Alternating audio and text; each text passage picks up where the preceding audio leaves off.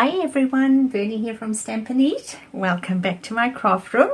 Awesome to have you back here, and I am very excited because this week we have the annual catalogue that has gone live, and I get to show you the inside of the catalogue and I get to show you some exciting products that I've been playing with. So I'm going to be doing this fun fold with you today. So it's a very cute one, a fun one, and it's featuring some of the gorgeous paper from Unbounded Beauty. So let me bring in the catalogue, page 54, and I'm going to be having a play with some of the glitter paper and some of that gorgeous designer series paper, as well as the dies, and we're also going to be playing with the stamp set. So heaps of fun, and of course brand new in colors as well. So what do you need if you're wanting to make this card the same as me? Well, I decided that I wanted to make it with Pretty in Pink. So you're going to need a piece of Pretty in Pink cardstock, half of it, score half on the short end, cut it halfway on the long end, and then if you have your card front in front of you, score it halfway on the card front to create this fun little fold that goes backwards. All right, so we're going to burnish that. Very cool. And then you need to cut a piece of designer series paper, and I'm going with that look. I could of course go with that look as well. Shall I go with that look? And let's see how that looks. Why don't we? Let's go for it. We've got nothing to lose. It's just paper. Now these measurements, this is, if you are in the South Pacific, this will be 1 7/8 by 5 3/4, or otherwise if you are in the Northern Hemisphere, then you just need to cut it so that it matches on this panel. I've gone in with some Petunia Pop that is the same length as my designer series paper, and this one is 4 by 5 3/4 inch. So you just need to have a look at the sizes that work with your card, and I just want to match those up so that when I bring in my designer series paper, that the line, my eye is going in the same line, that there isn't anything funky happening there. And then you're going to need a piece of cardstock, again matching Pretty in Pink, and this piece is 3 by 4 1/4. So I'm just going to put that one to the side for now, because we also have some black which creates a nice border, and the black is 2 5/8 by 3 7/8, and then we have some basic white which is 2 1/2 by 3 3/4. So I just want to mat these all first, and then I want to show you a little trick with the die cuts. So this is such pretty paper and just really gorgeous dies that go with it, and I particularly love, I'll show you the stamp set shortly. Okay, so what I'm going to do now is I'm going to flick this over halfway. I'm positioning it where I want this final card to look, and I'm only placing my dimensionals on the left hand side because I do want it to open up. So I don't want it going over.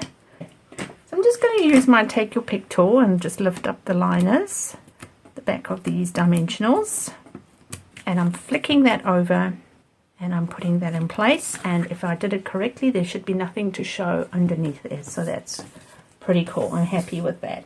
All right, let me now show you how we get this this die cut.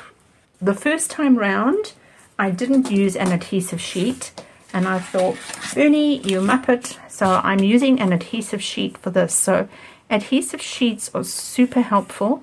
What I like to do, I like to actually just cut it to match the amount of cardstock that I'm using. There we go. So it peels off, okay, and you've got a sticky bit there.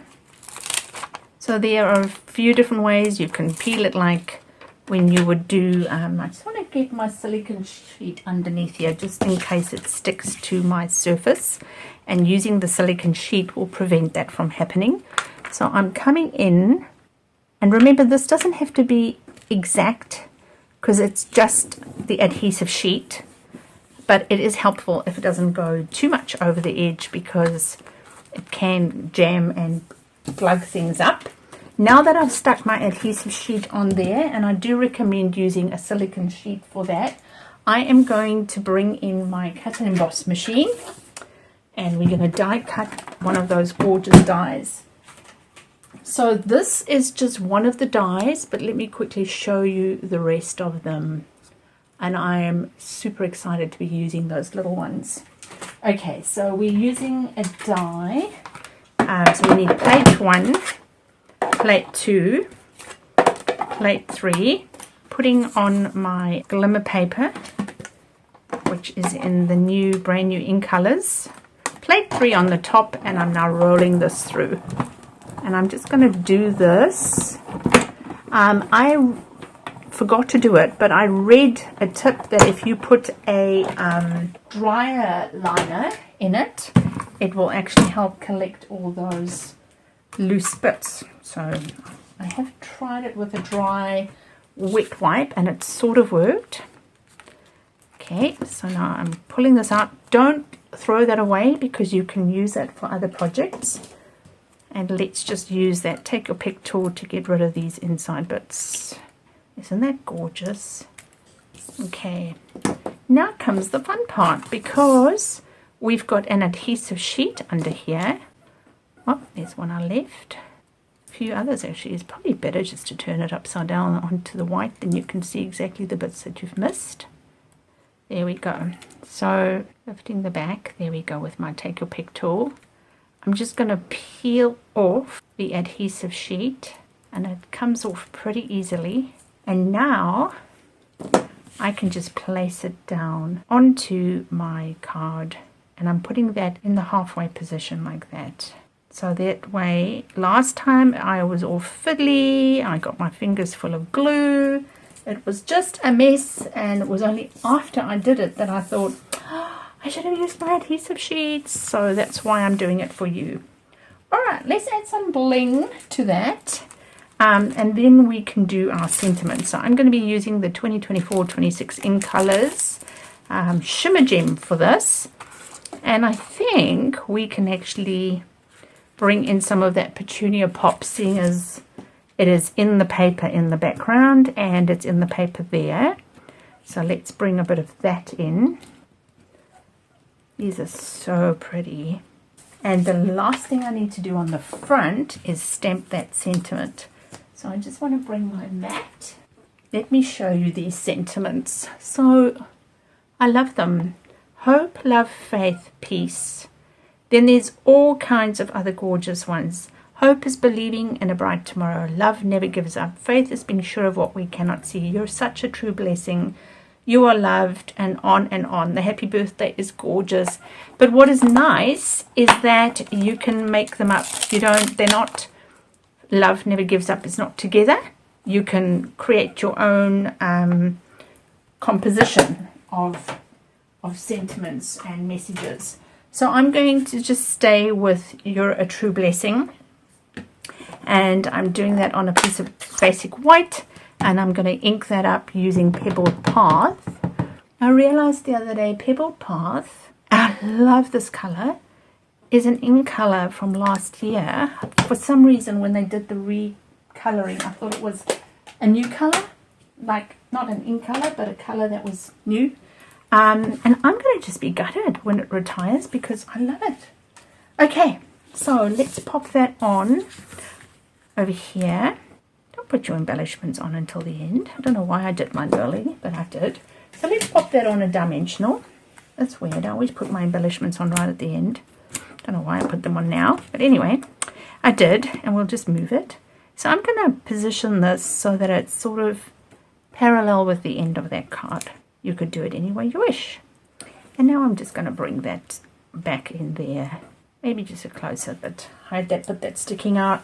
That was bothering me. Okay, now we need to do the inside of this card. So The inside I decorated it like that, and that was with the Flowers of Beauty. So I just want to bring that mat back, and I'm going to bring my Petunia Pop and my Pretty in Pink. And for that one I just used these flowers over here. Pretty in Pink was for the background, so let's just do that one again.